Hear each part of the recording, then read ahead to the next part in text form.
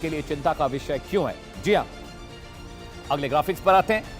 Strategies के बारे में मैं आपको बताने जा रहा हूं, क्या स्ट्रैटेजी है चाइना की भारत के लिहाज से। स्ट्रैटेजी नंबर 1, पाकिस्तान का जो ग्वादर पोर्ट है वहां पर वो अपना एक बंदरगाह बनाने जा रहे हैं। जी हां, वहां पर पोर्ट डेवलपमेंट चल रहा है, ऑलरेडी वहां पर काम बहुत हो चुका है। स्ट्रैटेजी नंबर 2, श्रीलंका का जो हम्बनटोटा पोर्ट है वहां पर भी चाइना की मौजूदगी है। जी हां, स्ट्रिंग ऑफ स्ट्रिंग जो पर्ल्स बना रहा है चीन अपना, उसके बारे में मैं आपको बता रहा हूं। स्ट्रैटेजी नंबर 3 आपकी स्क्रीन पर आने जा रही है। चीन की स्ट्रिंग ऑफ पर्ल्स के बारे में बता रहा हूं मैं आपको। म्यांमार का क्याओ काफ्यू जो पोर्ट है वो भी, वहां पर भी चाइना की अब मौजूदगी लगभग समझ लीजिए हो चुकी है। वहां भी चाइना बड़े स्तर पर निवेश कर रहा है, डेवलपमेंट करने जा रहा है। इसके अलावा स्ट्रैटेजी नंबर 4, बांग्लादेश के बंदरगाहों और परियोजनाओं में निवेश बहुत तेजी से चाइना का बढ़ा है, वो भी भारत के लिए चिंता का विषय है। और अगली स्ट्रैटेजी क्या है चाइना की, जिसके जरिए वो हिंद महासागर में अपनी मौजूदगी बढ़ा रहा है। दर्शकों, इन परियोजनाओं को लेकर भारत चिंतित है, क्योंकि भारत को पता है कि वहां पर निवेश बढ़ने का मतलब है चाइना की भारत के बहुत करीब आ जाना, नजदीकी बढ़ जाना। चीन का बढ़ता प्रभाव भारत को खतरा क्यों है, अगले कंटेंट पर आता है, अगले ग्राफिक्स पर आते हैं, वो भी मैं आपको बताने चाह रहा हूं। जी हां, ड्रैगन के खिलाफ भारत की रणनीति क्या है उस पर भी हम चर्चा करेंगे। लेकिन सबसे पहले ये समझिए कि समुद्री व्यापारी मार्गों की निगरानी किस तरह से होगी। खतरा नंबर 1, समुद्री व्यापार मार्गों की निगरानी लगातार भारत को करनी पड़ेगी। चीन का बढ़ता जो प्रभुत्व है, भारत को खतरा क्यों है वो मैं आपको बता रहा हूं। जी हां, खतरा नंबर 2, भारतीय नौसेना की गतिविधियों पर अब चाइना की नजर रखने की क्षमता बढ़ सकती है अगर वो बांग्लादेश में हमारे बहुत करीब पहुंच जाता है तो। खतरा नंबर 3 आपकी स्क्रीन पर आने जा रहा है। दर्शकों, संकट की हालत में, संकट की स्थिति में समुद्री दबाव बनाने की जो संभावना है वो बढ़ जाएगी भारत के लिहाज से। जी हां, खतरा नंबर 4 आपकी स्क्रीन पर, पूर्वी और पश्चिमी समुद्री मोर्चों पर एक साथ भारत के लिए चुनौती चाइना पेश कर सकता है। ये बहुत क्रूशियल इंफॉर्मेशन है, ये बहुत क्रूशियल चीज है और इस पर भी भारत को गौर करने की जरूरत है, क्योंकि पूर्वी और पश्चिमी सीमाओं पर अगर भारत लॉक होता है समंदर के अंदर तो ये हमारे लिए एक 2 फ्रंट वॉर की सिचुएशन है, डबल अटैक सिचुएशन हमारे लिए है। जी हां, अगले ग्राफिक्स पर आते हैं। दर्शकों, ड्रैगन के खिलाफ भारत की रणनीति क्या है? अगर इतना कुछ ड्रैगन करा तो भारत भी कुछ ना कुछ कर ही रहा है। रणनीति नंबर 1, हिंद महासागर में लगातार निगरानी भारत ने बढ़ा दी है, नेवी ज्यादा सजग, ज्यादा चौकन्नी हो गई है। रणनीति नंबर 2 आपकी स्क्रीन पर आने जा रही है। नौसेना का आधुनिकीकरण, यानी नौसेना को, नेवी को और मॉडर्नाइज करने की तरफ भारत लगातार बढ़ रहा है। हम बहुत सारे फ्रिगेट्स, पनडुब्बियां और जो हमारी डिफेंस सिस्टम है समुद्र के, उसको और अपडेट कर रहे हैं। जी हां, रणनीति नंबर 3 आपकी स्क्रीन पर, अंडमान निकोबार में सैन्य क्षमता मजबूत करने पर भी भारत लगातार काम कर रहा है। मलक्का स्ट्रेट बहुत क्रूशियल है भारत के लिए, वहां पर भी अपनी स्ट्रैटेजी को हम लगातार सजग करते जा रहे हैं। रणनीति नंबर 4, साझेदार देशों के साथ समुद्री सुरक्षा सहयोग बढ़ाने पर भी भारत लगातार काम कर रहा है और ये बहुत इंपॉर्टेंट है। जी हां, अगली रणनीति नंबर 5, स्वदेशी युद्धपोत, पनडुब्बियां और समुद्री निगरानी क्षमताओं का विस्तार करने पर भारत लगातार कोशिश कर रहा है, भारत लगातार दबाव दे रहा है। अगले ग्राफिक्स पर आते हैं। दर्शकों, अब आपको बताता हूं मैं स्ट्रिंग ऑफ पर्ल्स रणनीति है क्या। एक पूरा मैप लेकर आया हूं, चाइना का जो मेगा प्लान है वो मैं आपको बताने जा रहा हूं। ध्यान से इस मैप को देखिएगा, आपकी स्क्रीन पर ये मैप है, स्ट्रिंग ऑफ पर्ल्स रणनीति, चीन का मेगा प्लान जानिए। ये देखिए, ये साउथ चाइना सी है, दक्षिण चीन सागर है, चिटियोंग पोर्ट यहां पर आपको दिखाई दे रहा है, हम्बनटोटा श्रीलंका का आपको यहां दिखाई दे रहा है, म्यांमार का मोंगला पोर्ट आपको दिख रहा है, बांग्लादेश, और उसके बाद क्याओ काफ्यू जो पोर्ट है वो आपको दिखाई दे रहा है, पाकिस्तान का ग्वादर पोर्ट आपको दिखाई दे रहा है।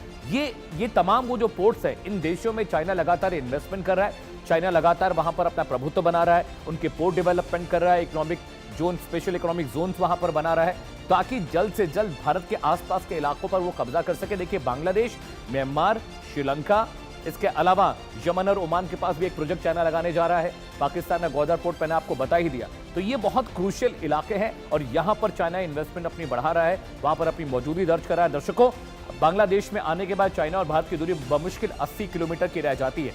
अगले मैप पर आते हैं, आपको ये मैंने दिखा दिया चाइना कहां पर अब अपने जो रणनीतिक अड्डे है वो बना रहा है। ये देखिए, भारतीय जमीन से सिर्फ 80 किलोमीटर की दूरी होगी। अगर मोंगला पोर्ट पर चाइना अगर पहुंचता है तो बांग्लादेश का दूसरा सबसे बड़ा बंदरगाह ये कहा जाता है। बांग्लादेश में ऑलरेडी इन्वेस्टमेंट की प्लानिंग हो चुकी है और वहां पर चाइना उनके पोर्ट डेवलप कर रहा है, तिस्ता नदी पर जो परियोजना है वहां पर काम कर रहा है, स्पेशल इकोनॉमिक जोन बना रहा है। तो यहां पर बांग्लादेश में मोंगला पोर्ट आने के बाद कोलकाता और मोंगला पोर्ट के बीच की दूरी महज 80 किलोमीटर की है। तो ये भी बहुत क्रूशियल हो जाता है भारत के लिहाज से, स्ट्रैटेजी के लिहाज से, सुरक्षा के लिहाज से। अगले मैप पर आते हैं। दर्शकों, अगला मैप आपको दिखाने जा रहा हूं मैं, वो मैप भी देखिए और समझिए कि किस तरह से। अब ये देखिए, भारत का भी प्लान कुछ है चीन के खिलाफ। वो प्लान क्या है?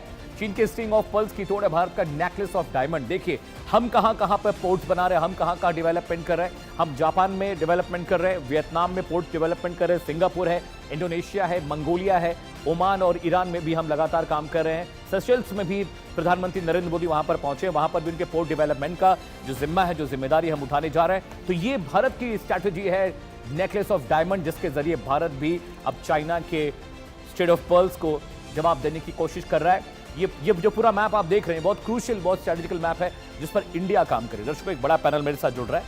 अगले 1 घंटे लगातार इस गंभीर विषय पर हम चर्चा करेंगे और समझेंगे कि चाइना जो कुछ कर रहा है वो कितना क्रूशियल है भारत के लिए और भारत के लिए अब क्या स्ट्रैटेजी अपनाने और जानने की जरूरत है। स्वागत करिए लेफ्टिनेंट कर्नल जे.एस. सोनी साहब का।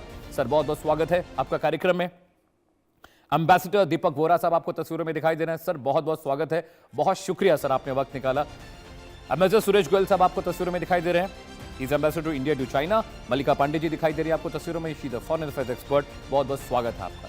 सबसे पहले दीपक सर मैं आपके पास आ रहा हूं। चाइना की जो स्ट्रैटेजी है, भारत उस पर काम तो कर रहा है, लेकिन ऐसा लग नहीं रहा कि हम लेट हैं थोड़ा? बहुत बहुत धन्यवाद sir, thank you very much. बहुत अच्छा लगता है, आपकी बड़ी लंबी चौड़ी रिपोर्ट सुनी मैंने। लगता है कि चीन तो कल दिल्ली में घुस जाएगा। मैं तो जा रहा हूँ फ्लाइट लेके कहीं और। Please get real. Right sir. ये स्ट्रिंग ऑफ पर्ल्स को 20 साल हो गए हैं। आपकी उम्र उतनी नहीं होगी जब इन लोगों ने शुरू किया था। What string of pearls? Right.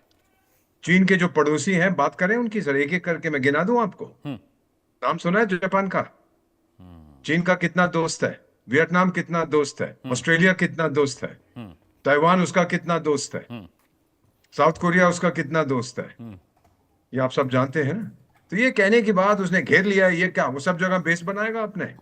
चीन का सिर्फ एक ओवरसीज नेवल बेस है जिबूती में, मिलिट्री बेस। और कहीं ये कुछ आने नहीं देता। अब उसने मंगला पोर्ट में घुस गया, क्या करेगा सर? अपने जहाज वहां रखेगा? किस लिए? बांग्लादेश पर हुकूमत करने के लिए। और पैसे कौन देगा उसके? आपको पता है कि एक श्रीलंका में टोटा टोटा पोर्ट बनाया था और एक एयरपोर्ट बनाया था, कमर्शियली टोटली रॉटन, 1 रुपया नहीं कमा रहे। वो गदर पोर्ट जो बना रखा है वो भी कमर्शियली फ्लॉप। नेपाल में 2 एयरपोर्ट बनाए, कोई जहाज नहीं उतरता वहां पर। What are we talking about sir? मेरा मानना यह है कि चीन जो मर्जी करे, वी आर अलर्ट। हम जानते हैं आपका ट्राई सर्विस कमांड है अंडमान निकोबार में, उसने चीन की नींद हराम कर दी है और we won't let them move around. और फिर चीन का दोस्त कौन है सर? जिहादिस्तान। और कौन उसको बोलेगा मैं तेरा जिहादिस्तान, यानी वो क्या देश का नाम है? पाकिस्तान, सॉरी। वही तो एक उसका दोस्त है। और कौन उसको कहेगा कि मैं तेरे लिए लड़ने आऊंगा? चीन अभी तक किसके लिए लड़ने गया है सर? किसी के नहीं। एक सिपाही नहीं भेजता, नपुंसक है, डरपोक है, लड़ना नहीं जानते। So I am giving you a perspective from a diplomatic and military point of view. आपके मिलिट्री विशेषज्ञ बताएंगे। तो ये दिस काइंड ऑफ अपने आप को डराना कि वो स्ट्रिंग ऑफ पर्ल्स हो जाएगा, फिर ये हो जाएगा, फिर वो, कुछ नहीं होने वाला। कितने साल हो गए? 62 में हम एक जंग लड़े थे, उसके बाद चुपचाप से ये बैठा हुआ है, करता रहे जो करता है। पैसे इसके पास है नहीं। टिंग टोंग, वो पिंग पोंग जो भी उसका लीडर है, उसकी अपनी सिचुएशन बड़ी कमजोर है। सो वाई वो चाइना क्या करना चाहता है? चाइना का दुश्मन कौन है? अमेरिका उसका दुश्मन है ना सर। वो उसके ऊपर करना है जो करो। So my own feeling is that इसको एग्जैजरेट ना करें। हम लोग अलर्ट हैं। ये बड़ा अच्छा रिपोर्ट बनाने की, यहाँ ये हो जाएगा, वहां से ये आएगा, ये आएगा। कोई नहीं आएगा सर, उसके पास इतनी ताकत नहीं है। आई रेस्ट माई केस। बाकी एम्बेसडर सुरेश गोयल की जानकारी मुझसे कहीं ज्यादा है, और फिर हमारे लेफ्टिनेंट कर्नल साहब भी हैं जो बहुत जानकार हैं, और फिर मैडम पांडे हैं, वो आपको बताएंगे। Point taken sir, please stay with me sir. Point taken. Lieutenant colonel J S. Soni, मैं आपके पास आ रहा हूं। जिस तरह से हम देख रहे हैं हिंद महासागर में चाइना की जो मौजूदगी वो बढ़ती जा रही है, हमारी नेवी को भी हम लगातार मॉडर्नाइज कर रहे हैं, लेकिन अभी बांग्लादेश में आ जाना चीन का बहुत करीब